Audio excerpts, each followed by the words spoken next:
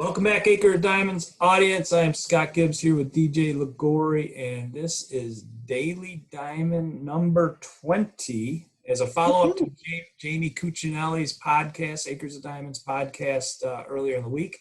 And Jamie we ended up focusing a lot on faith. And DJ, I wanted to get kind of your takeaway on what you learned or what you observed or your thoughts around what Jamie offered up. Yeah, so I initially didn't think the conversation was going to go that way, but I'm glad it did because I think it's something that faith is really a way of having a companion that has no necessarily tangible piece to it. I think today I actually thought a little bit about this, and I thought about the moments in sports or in celebrities when they are asked, who do you want to thank for whatever this accomplishment is, and they always say God as one of their first someone they're thankful for. And it shows that faith is so evident in their lives and that a lot of their accomplishments were because of that faith and their belief in that God, whatever it may be.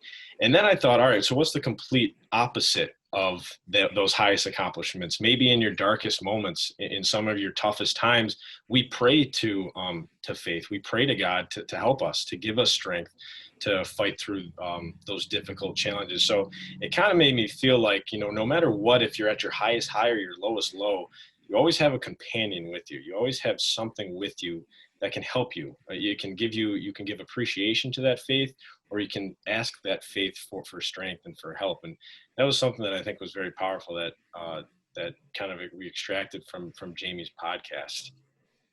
That's awesome. I hadn't thought about any of that in the context that you just offered up, and I'm going to change what I was going to say based on what you just said. Right. As a younger person, I didn't have a lot of faith, and in fact, I would say I had the opposite of what faith was. I would say I was atheist at worst, agnostic at best, and I viewed people with faith as weak. And then I actually watched my mother about 20 years ago start to really lean on her faith.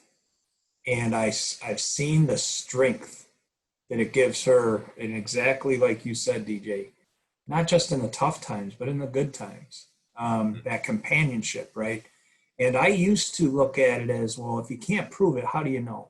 Like, if you can't prove it, should you be thinking about something you can't prove? And there's, I can't prove gravity either, except that I don't float away off into outer space, I found having faith and having a belief in something outside myself, whether it's energy, source, infinite intelligence, whatever we call it, God, is extremely, extremely powerful for me and extremely empowering. And I care less about what I call it and more about the fact that it's outside myself, and to believe in something outside myself gives me strength. Yeah. And Jamie Jamie brought that to my attention as well as you did just now. And I really enjoyed that.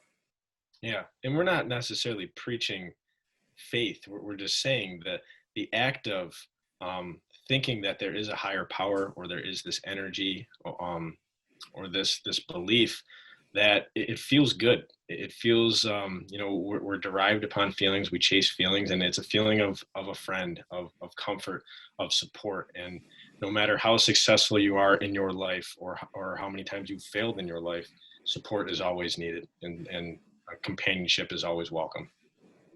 Yeah. That's almost like manufacturing serial encouragement to some level. And I really like the thought of that. And, DJ, great observation today, and you've, as usual, you've changed my thinking a little bit, and I appreciate that. And to Jamie Cuccinelli, if you're watching, thank you for making us think differently. Thank you for your perspective, and thank you for challenging us. We appreciate it. Thank you very much. Daily Diamond number 20, Acres of Diamonds. We're out. Thanks. See you.